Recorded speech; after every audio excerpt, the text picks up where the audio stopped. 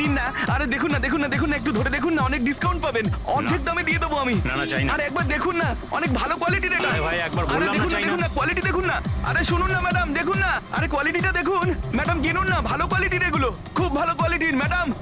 আরে কেন বিরক্ত করছো ভাই? একবার তো বললাম চাই না।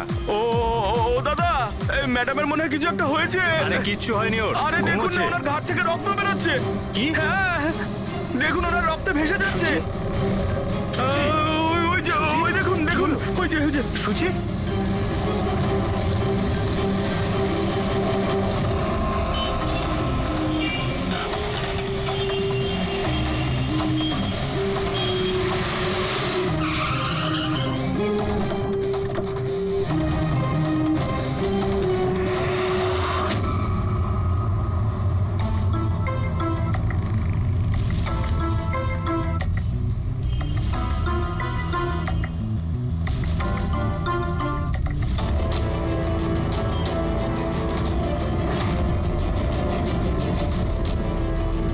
অনেক রক্ত বেরিয়েছে, মনে হচ্ছে গুলি অনেকক্ষণ আগে চলেছে।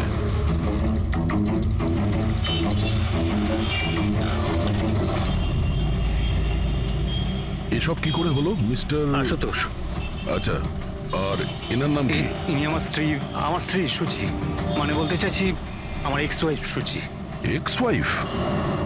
এসব কি করে হলো? জানি না স্যার, আমি কিছু জানতেই পারিনি। কিচ্ছু জানো না? তোমার এক্স ওয়াইফ তোমার পাশের সিটে বসেছিল, গুলি চললো, তুমি কিচ্ছু জানো না? এটা কি করে সম্ভব? আমার হাজব্যান্ড কখনো মিথ্যে বলেন না। উনি যখন বলছেন উনি জানেন না, আই এম শিওর যে উনি কিছু জানেন না। আপনি আমি মিহিকা, ওনার প্রেজেন্ট ওয়াইফ। মিস্টার আশুতোষ, যখন সুচির গুলি লাগে আর পিছনের কাঁচটা ভেঙে যায় তখন নিশ্চয়ই শব্দ হয়েছিল, আর আপনি আমাদের বলছেন আপনি কিছুই জানেন না। আসলে গাড়ির মধ্যে খুব জোরে মিউজিক সিস্টেম বাজছিল আর সুচি ঘুমিয়েছিল। আমি কিচ্ছু বুঝতে পারিনি। ওই লোকটা কিছু জিনিস বিক্রি করতে এসেছিল। ও যখন আমাকে বললো তখন আমি বুঝতে পারলাম কি সুচি। গাড়িতে মিউজিক চলছিল আর সূচি ঘুমিয়ে পড়েছিল। অদ্ভুত, প্রায়শই লোকেদের ঘুম একটু আওয়াজেই ভেঙে যায়, আর এত লাউড মিউজিকে সূচি ঘুমোচ্ছিল। স্যার, আপনাদের কথা থেকে বোঝা যাচ্ছে যে আপনারা আমাকেই সন্দেহ করছেন। স্যার, আমি এটা কেন করব? সুচি আর আমার ডিভোর্স নিশ্চয়ই হয়েছিল, কিন্তু আমরা ভালো বন্ধু ছিলাম আর আমাদের যোগাযোগও ছিল। আপনি দীনেশকে জিজ্ঞাসা করে নিন। দীনেশ? স্যার, আমি সুচির ভাই। ও ঠিকই বলছে স্যার, ডিভোর্সের পরেও ওর আর সুচির মধ্যে খুব ভালো সম্পর্ক ছিল, কখনো কোনো ঝামেলা হয়নি। আচ্ছা, তো আপনারা কোথায় যাচ্ছিলেন বলুন তো? আমাদের মেয়ে রুহি বোর্ডিং স্কুল থেকে ফিরছিল। তাহলে এই সুচি কি গাড়িতে ওঠার পরেই ঘুমিয়ে পড়ে নাকি পরে? স্যার, ব্যাপারটা হলো আমাদের মধ্যে একটু আগে ঝগড়া হয়েছিল। আশুতোষ, রুহি স্কুল খুব ভালো, এই স্কুল চেঞ্জ করার কোনো দরকারই নেই। সুচি, এই স্কুলটার টাকা পয়সা খুব বেশি, আমি এর ফিসটা জোগাড় করতে পারবো না। কিন্তু আমি করতে পারি, আর আমি আমার মেয়ের এডুকেশনে কোনো কম্প্রোমাইজ করব সুচি, না। আমি তোমার থেকে টাকা নিতে পারবো না। কেন? ও,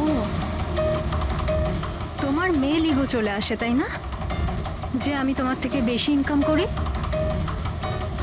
জানো, আমাদের ডিভোর্সের কারণ এটাই, যে একটা মেয়ে একটা ছেলের থেকে বেশি ইনকাম করে। সাফল্যটা মনের ব্যাপার, এটা স্বামী স্ত্রী প্রতিযোগিতা নয়। তোমার সাথে কোনো তর্ক করতে চাই না, না এই ব্যাপারে কোনো কথা বলতে চাই।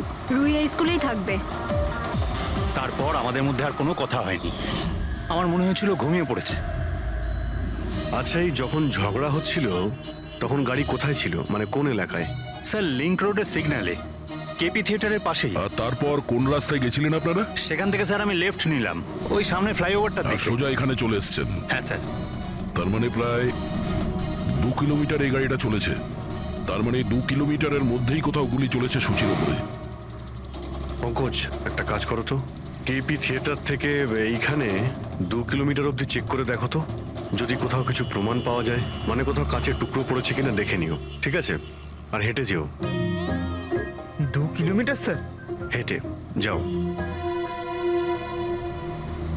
গুলিটা অদ্ভুত অ্যাঙ্গেল থেকে লেগেছে, এই নিচে, মানে গুলিটা উপর থেকে নিচে এসেছে, মানে যে গুলি চালিয়েছে তার হাত উঁচু করতে হয়েছে ফায়ার করার সময়।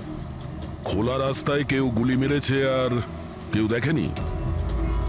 হতে পারে খুনি একটু দূরে ছিল, তাও গুলি করা খুবই মুশকিল ছিল এই চলন্ত গাড়িতে। আর তাও তখন যখন খুনি হয়তো গাড়িতে বা কোনো বাইকে ছিল। তবে এইভাবে গুলি করাটা কিন্তু সহজ নয় দয়া।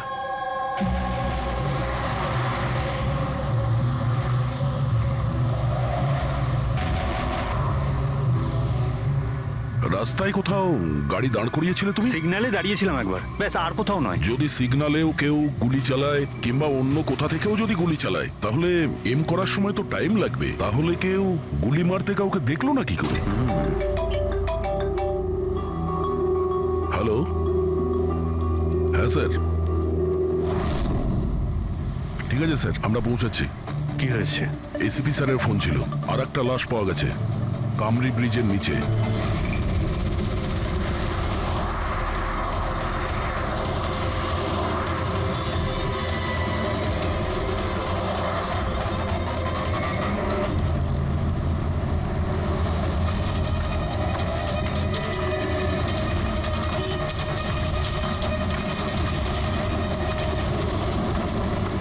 হ্যাঁ দয়া, স্যার, আপনি জানলেন কি করে এই লাশটার কথা?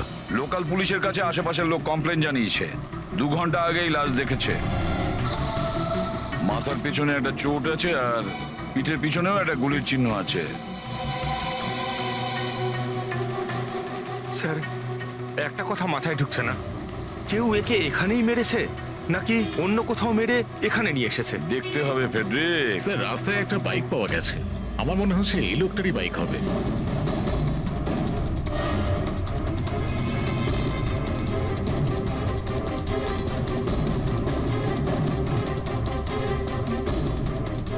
Skid mark.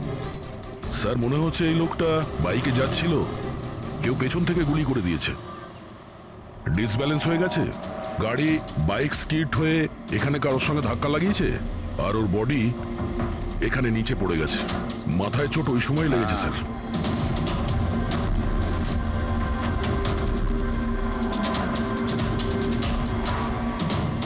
স্যার, হ্যাঁ, কিছুতেই বুঝতে পারছি না এই লোকটা কে। এর কোনো রকম আইডেন্টিফিকেশন নেই। আমি মিসিং পার্সনস ব্যুরোতে জিজ্ঞেস করে দেখবো কি?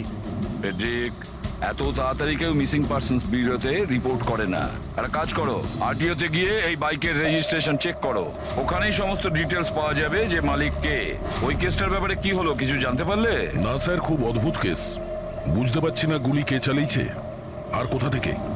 পুরো এলাকাটা খুঁজে দেখেছি স্যার, কিন্তু কিচ্ছু পাইনি। ট্রাফিক পুলিশরা কি বলছে? স্যার, ট্রাফিক পুলিশ, ওখানে দোকানদার যারা দাঁড়িয়ে ছিল তাদের সবাইকে জিজ্ঞেস করেছি, কেউ খুনির ব্যাপারে কিচ্ছু জানে না। তাহলে সূচির ওপর গুলি চললো কোথা থেকে? দেখতে হবে। স্যার, আমি বলেছি তো আপনাদের, আমি জানি না সূচির গুলি কখন লাগলো, কিভাবে লাগলো। আশুতোষ, দীনেশ, মিহিকা, সূচির খুব কাছের না তোমরা তিনজন, কি তাই তো? তাহলে এটা বলো, সূচির মৃত্যুতে তোমাদের তিনজনের মধ্যে কার লাভ হতে পারে? তার মানে স্যার? স্যার, আমরা ওকে কেন মারতে যাব? ও স্যার, ও আমার নিজের বোন ছিল স্যার, নিজের বোন। আমি নিজের বোনকে কেন মারতে যাব? কোটি টাকা পাওয়ার জন্য। আবার কি কোটি টাকা পাওয়ার জন্য? এতে আমার কি লাভ হতো স্যার? আমার আর সুচির তো আগেই ডিভোর্স হয়ে গেছে। হতে পারে ডিভোর্সই ওই কারণটা। ডিভোর্সের পরেও আমি আর সুচি অত্যন্ত ভালো বন্ধু ছিলাম, বন্ধুর মতোই মিশতাম আমরা। এটাও তো হতে পারে যে তোমার প্রথমা স্ত্রীর সঙ্গে যে সম্পর্ক ছিল সেটা হয়তো দ্বিতীয় স্ত্রীর পছন্দ ছিল না। স্যার, আপনি এসব কি বলছেন? ওদের মধ্যে ভালো সম্পর্ক ছিল, তাতে আমার কি? ওদের দুজনকে নিয়ে আমার কোনো প্রবলেম ছিল না, আমি ইনসিকিউর নই। যদি তোমাদের তিনজনের মধ্যে কেউ সূচিকে না মেরে থাকে, তাহলে সূচিকে কে মেরেছে? কে মেরেছে? আমি বলছি আপনাকে, সূচি একটা এনজিওতে কাজ করত। ও ওখানে একজন অ্যাকাউন্টেন্টের পর্দা ফাঁস করে দিয়েছিল, কারণ ওই মেয়েটা টাকা পয়সা নিয়ে গন্ডগোল করছিল। তোমার মনে হচ্ছে শেলির হাত হতে পারে এইসবের পেছনে? ইয়েস স্যার, ওকে অনেকবার হুমকিও দিয়েছিল। স্যার, আমার তো মনে হচ্ছে কি এ কাজটা হয়তো পৃথ্বীর হতে পারে। আচ্ছা, এই পৃথ্বী কি? খুবই খুবই অসভ্য ধরনের লোক, ওই রোমিও টাইপের। সুচি পুলিশকে কমপ্লেনও করেছিল ওর বিরুদ্ধে, কিছুদিনের জন্য জেলেও গেছিল। ঠিক আছে, তোমরা তিনজন যেতে পারো। Thank you sir. Thank you sir. Thank you sir.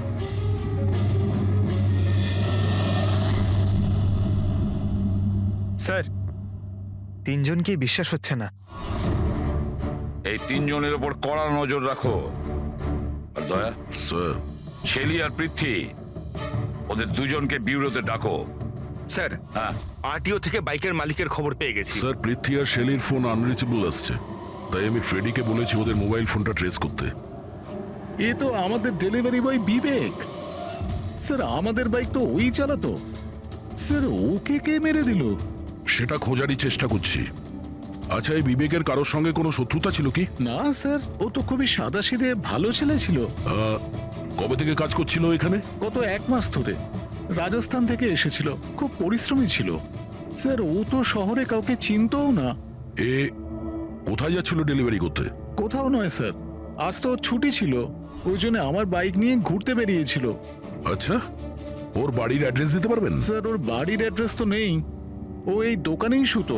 আচ্ছা, জিনিসপত্র কিছু? স্যার এই ওর একটা বাক্স আছে। এটা?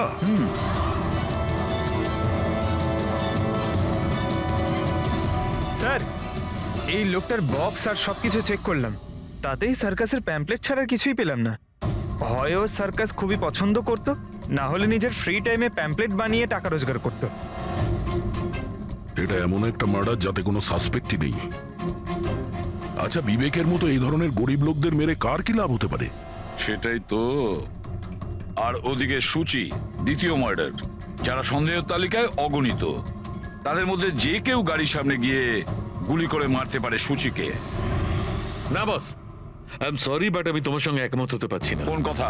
সেটা এই যে কেউ একে পাশ থেকে গুলি করেছে। তার মানে? স্যার তার মানে এটা। আরে এটা তো রাইফেলের গুলি। হ্যাঁ স্যার, আর এই গুলিটা সূচির গলায় এদিকে এখানটা আটকে ছিল। গুলি রাইফেল থেকে চললে তো অনেক দূর থেকে চালানো হয়েছে। হ্যাঁ একদম ঠিক, দূর থেকেও আর উঁচু থেকেও, এইসবই বলছি। এই দেখো বস, 50 ডিগ্রি অ্যাঙ্গেল থেকে সূচিকে গুলি করা হয়েছে। গুলি এখান থেকে এসেছে, কারের কাঁচের জানলা ভেঙেছে আর গিয়ে এর গলায় লেগেছে। এই গুলি যে অ্যাঙ্গেল থেকে চলেছে ডক্টর, কত দূর থেকে চলেছে এই গুলিটা? এই ধরো 70 ফিট দূর থেকে। তার মানে কোনো উঁচু বিল্ডিং থেকে চালানো হয়েছে। সে তৈরি হয়ে বসেছিল বিল্ডিং এর ওপরে গুলি চালানোর জন্য। একটা কাজ করো, ওই এরিয়ার ম্যাপটা বের করো।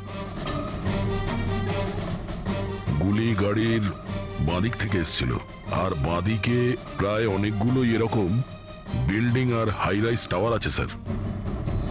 যে জায়গায় ওদের দুজনে ঝগড়া হয়েছিল সেখান থেকে সূচির লাশ যেখানে পাওয়া গেছে, তার মধ্যে প্রায় 15 থেকে 20টা টাওয়ার আছে। এর মধ্যেই কোনো একটা বিল্ডিং থেকে গুলি চালানো হয়েছে।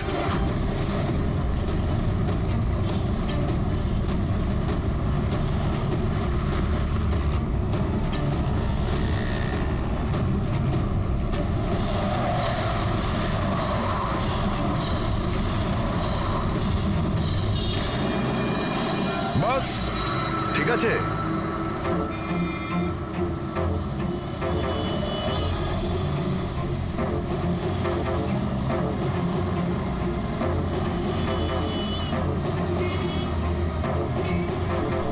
এই অভিজিৎ স্যারের হাতে ওটা কি? মার কাছে ফ্রেডি, ঠিক সেই হাইটে যে হাইটে সূচির গুলি লেগেছিল। আর আমার হাতে এই ডিজিটাল ডিস্টেন্স রিডার আছে, এর থেকে এই লেজার লাইট যদি ওই মার্কেট ঠিক যায় তাহলে তার মানে গুলি এখানে এই বিল্ডিং থেকেই চালানো হয়েছে। সব মাথার উপর দিয়ে গেল। ঠিক আছে, এটা এখনই করে দেখছি। হ্যাঁ দয়া, আমি তৈরি। ওকে অভিজিৎ, একটু ডান দিকে এসো, ডান দিকে। হ্যাঁ ঠিক হালকা আছে। হ্যাঁ একটু বাঁদিকে। ব্যাস ব্যাস ব্যাস, ঠিক আছে। একটু পেছনে, একটু পেছনে। দেখেছো, এই লেজার ঠিক ওই মার্কে হিট করছে না, হিট করছে না ওখানে। গুলি এখান থেকে চালাইনি স্যার। এক্স্যাক্টলি। আরে স্নাইপারের কাছে অত সময় ছিল না নিশানা ঠিক করার জন্য যখন ও সূচিকে গুলি চালিয়েছিল। একটা কাজ করি, অন্য কোনো বিল্ডিং এ যাই। ঠিক আছে, চলো।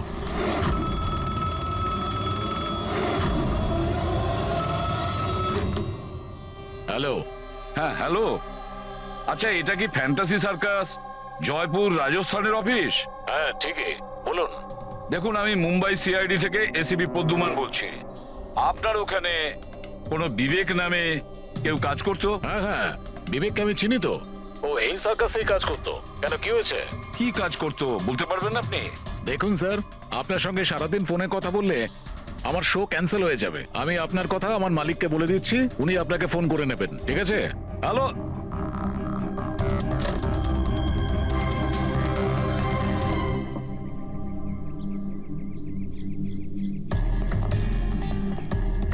অদ্ভুত স্যার, বিল্ডিং এ কোনো গাড়ি দেখলাম না, মনে হয় গুলি এখান থেকেই করা হয়েছিল। দেখছি। হ্যাঁ অভিজিৎ, রেডি আছো?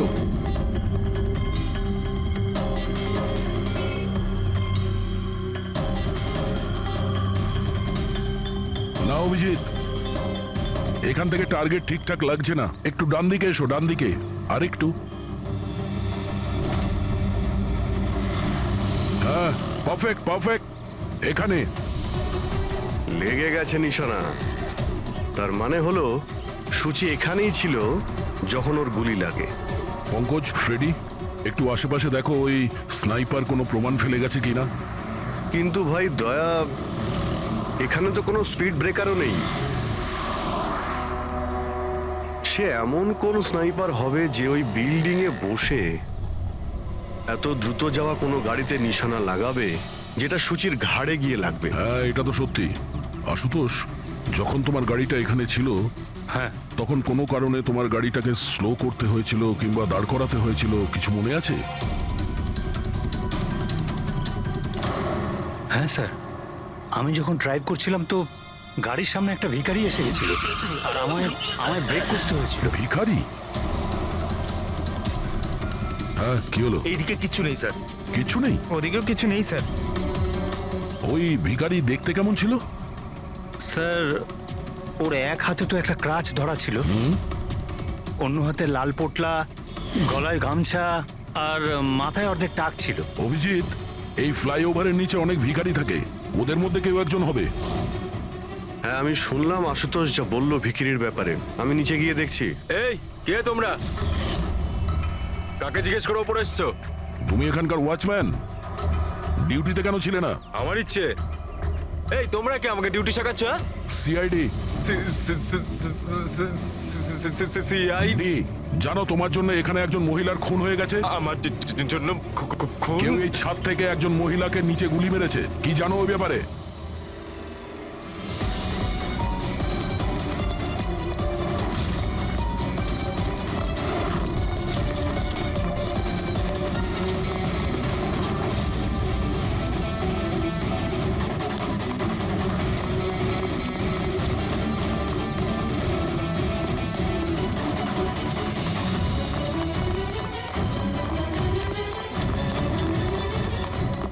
এই দাঁড়া বলছি।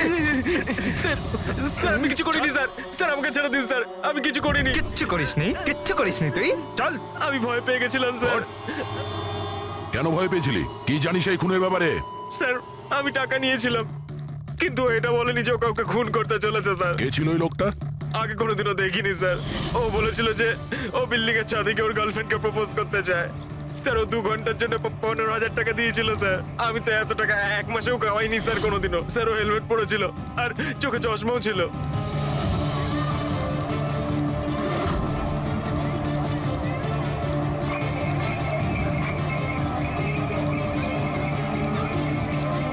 আরে ভাই শোনো। ও দাদা, আচ্ছা এখানে এমন কাউকে তোমরা দেখেছো যে মাথায় লাল গামছা বাঁধে, লাল রঙের একটা বোঁচকা আছে আর লাঠির সাহায্যে হাঁটেও? আরে দাদা শোনো, এমন কাউকে দেখেছো যে মাথায় লাল রঙের গামছা বাঁধে, লাল রঙের একটা বোঁচকাও রাখে আর খুঁড়িয়ে খুঁড়িয়ে হাঁটে? দেখোনি?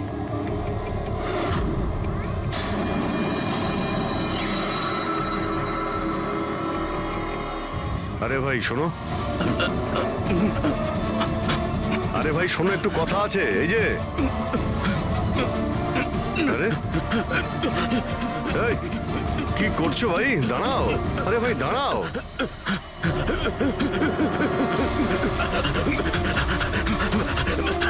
আরে আমি কিছু করিনি, আমার কাছে কোনো টাকা পয়সা নেই, আমি কোনো কিছু চুরি করিনি, আমি একজন ভিখারি। আরে ছেড়ে না আমাকে। ল্যাংড়া সাজার নাটক করছিস? তুই জানিস ল্যাংড়াদের কতটা কষ্ট হয়? আরে কতবার করে বলবো, আমার কাছে কিছু নেই, আমি রাস্তার ভিখারি, আমি সত্যি বলছি। এই, তুই সেদিন ইচ্ছে করে লাল গাড়ির সামনে পড়েছিলি না? কোন লাল গাড়ি? আমি কোনো লাল গাড়ির সাথে আসেনি তো। স্যার এটা কি গুন্ডামি হচ্ছে? আপনি ওকে ছেড়ে দিন, এটা কিন্তু ঠিক হচ্ছে না, আমি বলে দিচ্ছি কিন্তু। এই, সর। আমি সিআইডি থেকে। আরে কোথায় পালাচ্ছিস? ভদ্রভাবে বলে দে, না হলে আমি রেগে গেলে কিন্তু এর ফল খুবই খারাপ হবে। স্যার, আপনি যদি সত্যি সিআইডির লোক হন, আমি সব বলছি। একটা লোক আমাকে টাকা দিয়েছিল এসব করার জন্য, আর ও বলেছিল যে যখনই একটা লাল গাড়ি আসবে তার সামনে পড়ে যেতে, তাই আমি করেছিলাম স্যার। তুই কি করে জানলি যে লাল গাড়ি কখন আসবে? ওই ছাদে একটা লোক দাঁড়িয়ে আমাকে ইশারা করছিল, ওই রকমই। ও যে ইশারা করবে আমি তখনই লাল গাড়ির সামনে উল্টে পড়ে যাব। প্ল্যান ছিল স্যার। জানিস একটা মহিলার খুন হয়ে গেছে তোর এই প্ল্যানের জন্য? সাহেব আমাকে ক্ষমা করে দিন, দেখুন আমি রাস্তার একজন ভিখারি। ঠিক আছে, তুই এটা বল ওই লোকটা দেখতে কেমন ছিল? ওই স্যার, ও হেলমেট পরেছিল, মোটরসাইকেলে এসেছিল, আমি তো ওর মুখটা দেখতেই পাইনি। আরে ভাই কিছু তো দেখেছিলি, কিছু তো শুনেছিলি। ওর একটা ফোন এসেছিল, ফোনে বলছিল যে তাড়াতাড়ি দেখা করতে এসো, আর উত্তরে বললো যে আমি ওখানে পৌঁছচ্ছি। কোথায় কোথায় পৌঁছতে বলছিল, তোর মনে আছে কিছু? হ্যাঁ, মনে পড়েছে, ভান্ডুপ মিল। ভান্ডুপ মিল? ভান্ডুপ মিল? আচ্ছা ঠিক আছে, ঠিক আছে, ফিরে এসো, আমি স্যারকে ইনফর্ম করছি।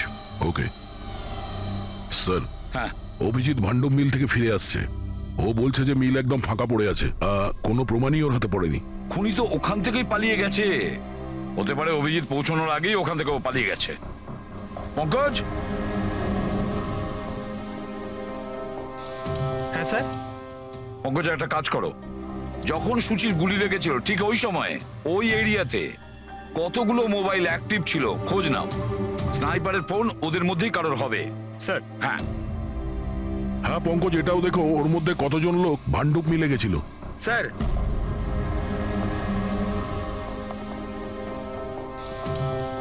স্যার এ হলো শৈলী, এনজিওর অ্যাকাউন্টেন্ট।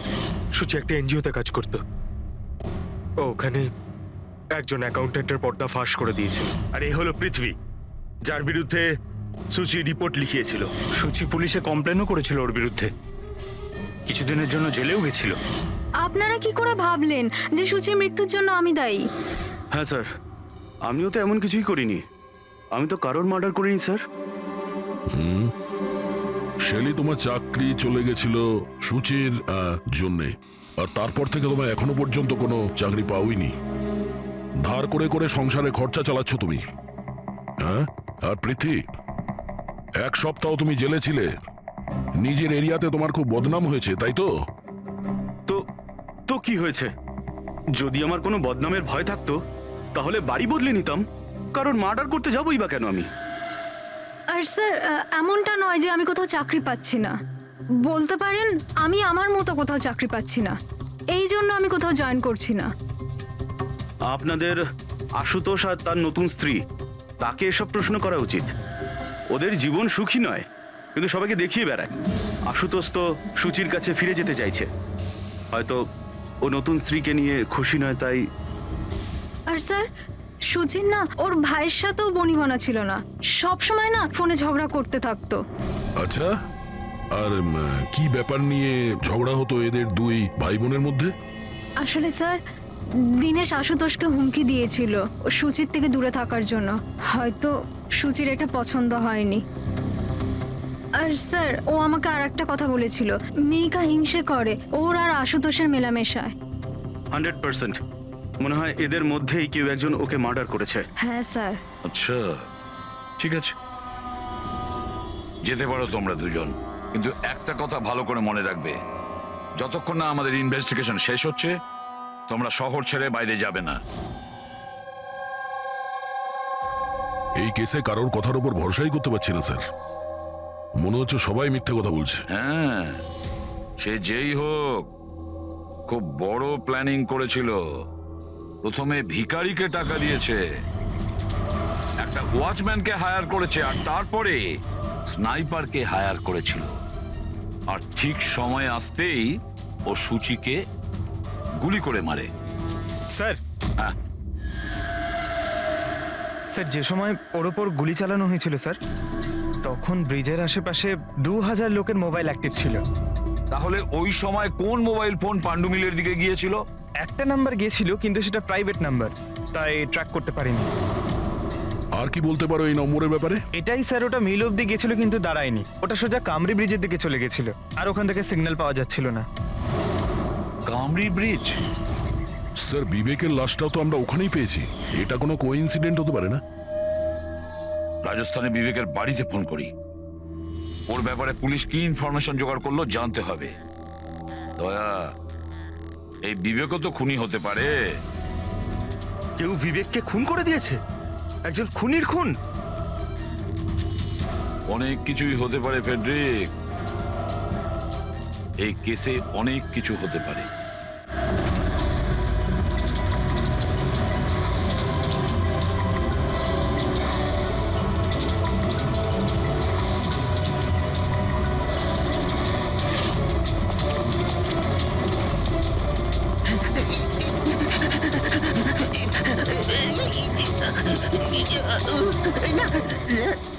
আরে তুই বারবার পালাস কেন? হ্যাঁ, বারবার আপনারা আমার পিছনে পড়ে আছেন কেন? পিছনে তোর পড়ে সঙ্গে আছেন কথা কেন? আছে। আমি কিছু কথা বলতে চাই না। অনেক হয়ে গেছে স্যার, আপনারা আমাদের এইভাবে বিরক্ত করতে পারেন কেউ না। তোমাদের জ্বালাতন করছে না, আমরা নিজেদের কাজ করছি। যাও। কিছু শুনতে চাই না, যান এখান থেকে। আরে একজনের খুন হয়েছে, তোমরা কি বুঝতে পারছো না? তা কি হয়েছে? আমরা কি খুন করেছি নাকি?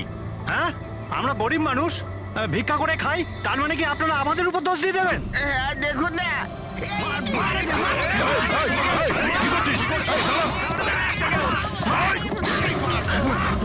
অভিজিৎ, তুমি ঠিক আছো? আরে না, ও নো, রক্ত বেরোচ্ছে। কি করলে তোমরা? হ্যাঁ, এই দেখ, এই লোকটা টাকা দিয়েছিল তোকে। স্যারও মারা গেছে। হ্যাঁ, ও মারা গেছে। ভালো করে দেখ, এটা কি সেই লোকটা যে তোকে গাড়ির সামনে পড়তে বলেছিল? একটু জুম জুম করুন।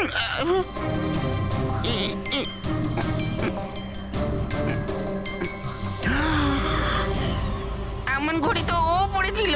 হতে পারে যে লোকটা একে টাকা দিয়েছে সেই প্রমাণটা লোপাট করার জন্য ওকেও মেরে দিয়েছে। চালায় বললাম আমি, ধরেছে তো ছাড়তে হ্যাঁ পঙ্কজ, চাইছে না।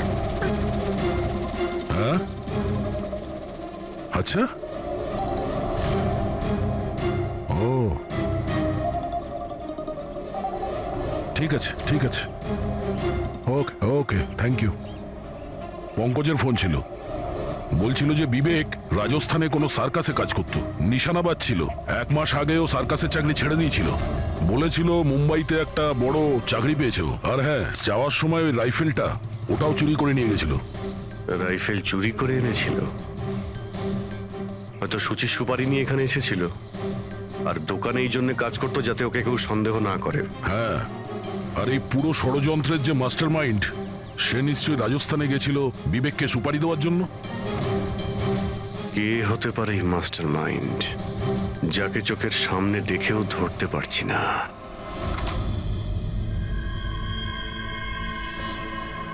আরে মিস্টার আশু।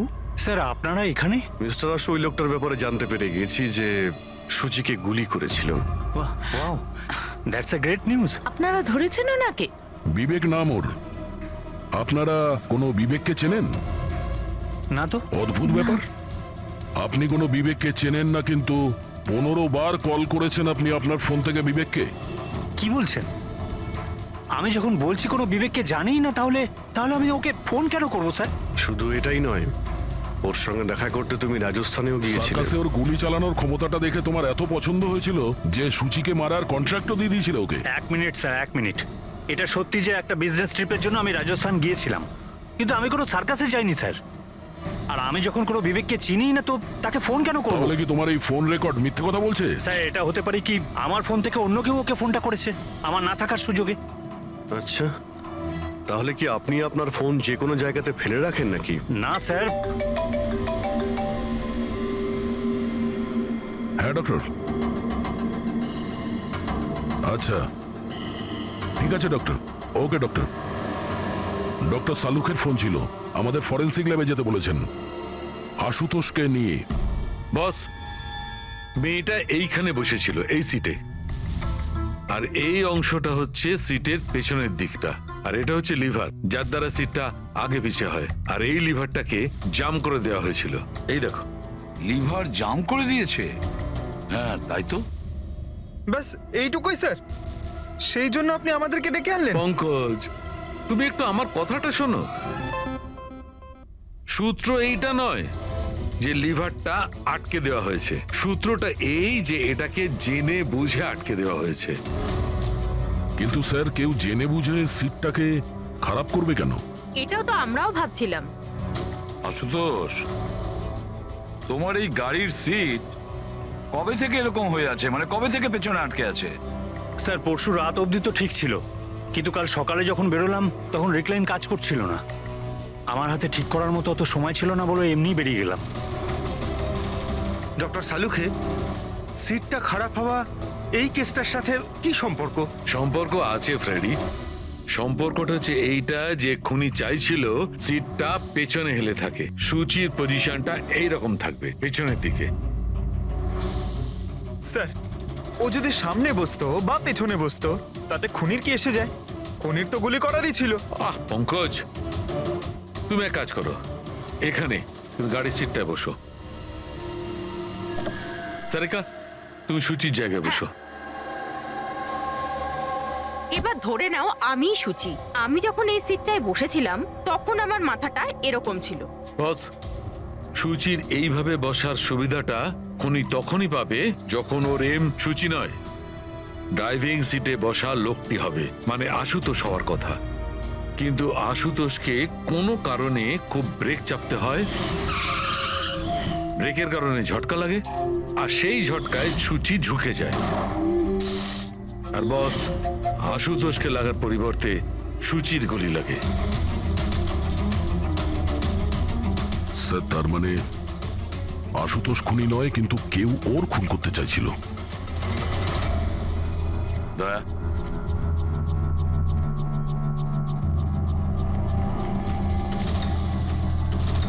আশুতোষ। হ্যাঁ স্যার। তুমি একটা কথা বলো, তোমার কি কোনো শত্রু আছে? এমন কোনো শত্রু যে তোমাকে প্রাণে মেরে ফেলতে চায়? ভেবে চিনতে বলো, ভাবো। না স্যার, আমার কারোর সাথে কোনো শত্রুতা নেই। না আশুতোষ, কেউ তো নিশ্চয়ই হবে যে তোমাকে প্রাণে মেরে ফেলতে চায়, তোমার সিটের লিভারটা জাম করে দিয়েছে। না স্যার, এটা তো হতেই পারে না, কারণ এই গাড়িটার একটাই মাত্র চাবি, আর সেটা সবসময় আমার কাছেই থাকে। আমি তো কিছুই বুঝতে পারছি না আমি স্যার, যে এসব কি করে হলো। কোনো ব্যাপার নয় আশুতোষ, ও যেই হোক না কেন আমরা খোঁজার চেষ্টা করব যে কে তোমাকে মারার চেষ্টা করছে। ঠিক আছে, চলো যাই, চলে এসো। হ্যাঁ স্যার। স্যার স্যার, আমরা আশুতোষকে ছেড়ে দিলাম কেন? খুনি যদি আবার ওর উপর আক্রমণ করে তাহলে? দেখে যাও তুমি পঙ্কজ, এবার আমরা আশুতোষের প্রতিটা মুভমেন্ট ট্র্যাক করব, সব কথা আমরা শুনতে পাবো। স্যার, সেটা কিভাবে? দয়া যে ট্রান্সমিটার বাগ লাগিয়ে দিয়েছে।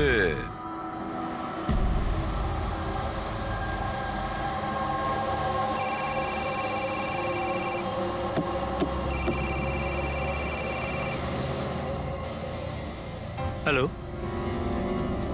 হ্যাঁ বলো।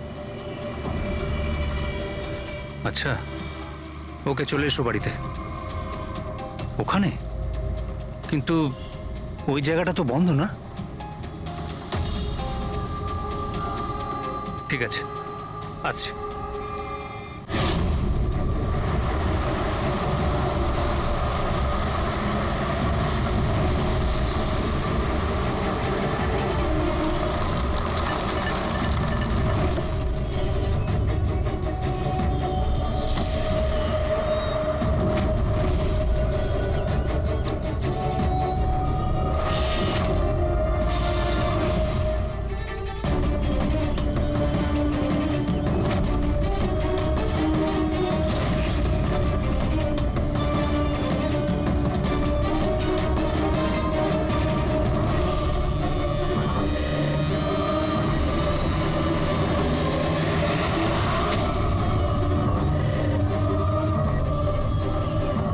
এটা কি করছো?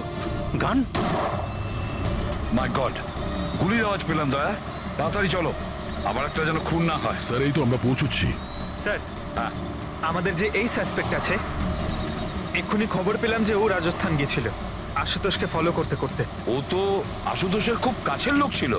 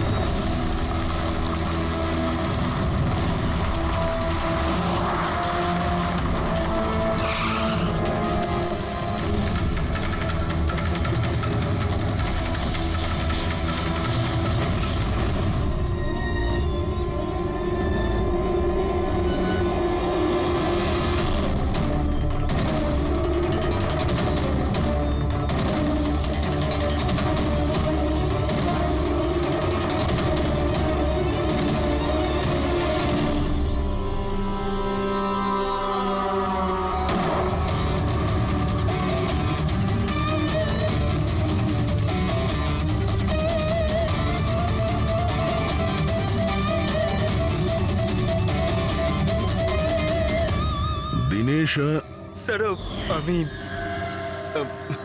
সুচির ভাই। মরে গেছে স্যার। আমি আমি কিছু করিনি স্যার। এই আমাকে মারতে চেয়েছিল। এই এই আমায় মারতে চেয়েছিল। কেন মারতে চেয়েছিল এ? স্যার, এর মনে হতো যে এর বোনের সর্বনাশের জন্য আমিই দায়ী। বিয়ের পর সুচি ডিপ্রেশনে চলে গেছিল, আর তাই ও নিজেই নিজেকে মারারও চেষ্টা করেছিল।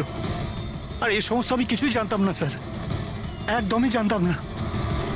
আর আমার এই না জানার কারণেই এই দুজনের মৃত্যুর কারণ আমি হয়ে গেলাম স্যার। এটা সম্পূর্ণ না জানার কারণে।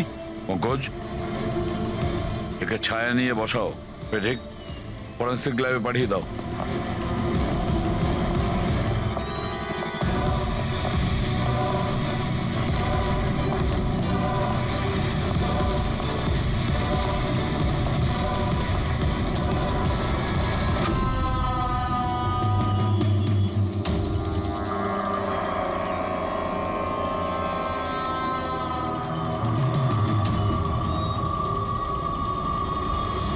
গল্পে একটা নতুন টুইস্ট।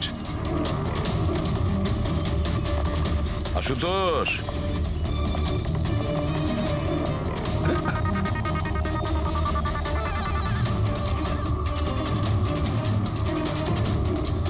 এটা কি চেনো? না স্যার, আমি ঠিক জানি না। জানো না? এক্ষুনি জেনে যাবে। পঙ্কজ, চেক করো ওকে। কিন্তু কেন? অথচ করুন, জানতে পেরে যাবেন আপনি। স্যার, আমি তো কিচ্ছু করিনি, আমি নিরপরাধ। আপনারা কেন আমার তল্লাশি নিচ্ছেন? আমার কথা বিশ্বাস করুন স্যার, আমার কাছে কিছু।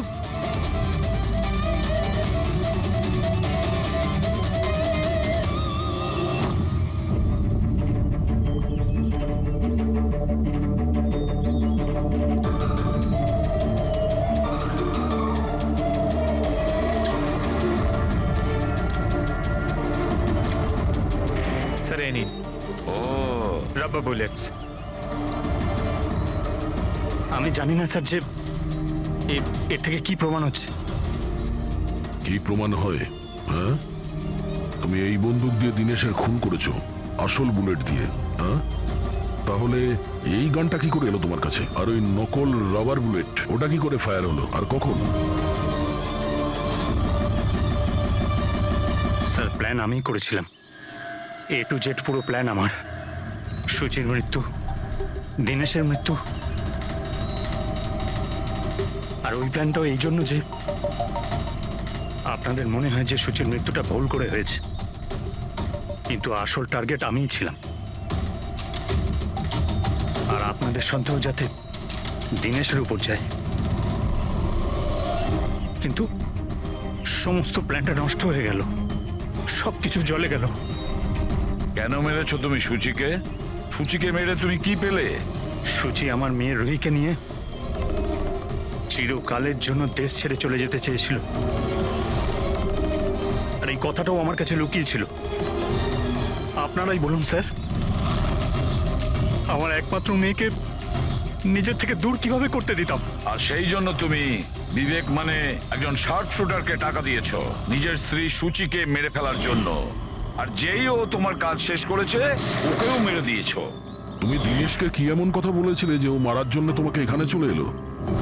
আমি আমার ওয়াইফকে দিনেশের কাছে পাঠালাম। কি? হ্যাঁ দিনেশ, আমি এক্ষুনি জানতে পারলাম যে আশুতোষই তোমার বোনকে মেরেছে আর ও তোমাকেও মারতে চায়। না না, আমি ওকে ছাড়বো না, মেরেই ফেলবো আমি ওকে। দিনেশ পাগল হয়ে গেছো নাকি? খুন করবে তুমি? ও আমার বোনকে মেরে ফেলেছে, আমি ওকে ছাড়বো না। আমার বোনকে এভাবে মেরে ফেলার আগেও একবারও ভাবলো না। না, যাই হয়ে যাক না কেন আমি ওকে ছাড়বো না, দিনেশ, আমি ওকে কিছুতেই দিনেশ, ছাড়বো না। দাঁড়াও, আমার কথা শোনো। আর সুযোগ পেয়ে ওর বন্দুকটা বদলে দিল। তাহলে দিনেশ তোমার উপর যে গুলিটা চালাচ্ছিল সেটা নকল ছিল? হ্যাঁ, মারপিটের সময় আমি ওই গানটা বদলে দিয়েছিলাম যাতে আপনাদের মনে হয় কি আত্মরক্ষার জন্য আমি দিনেশকে মেরেছিলাম, আর আপনাদের সামনে আমি নিরপরাধ বলে সাব্যস্ত হই। কি রেখে গেলে তোমার ছেলের জন্য? না মা না বাবা। ওই সন্তানকে পাওয়ার জন্য তুমি ওরই মাকে মেরে ফেলেছো, আর এই অপরাধে তুমিও আজীবন জেলের গড়াদের পেছনে থাকবে। বলো আশুতোষ, কি পেলে তুমি নিজের ছেলেকে এভাবে অনাথ করে? কি পেলে?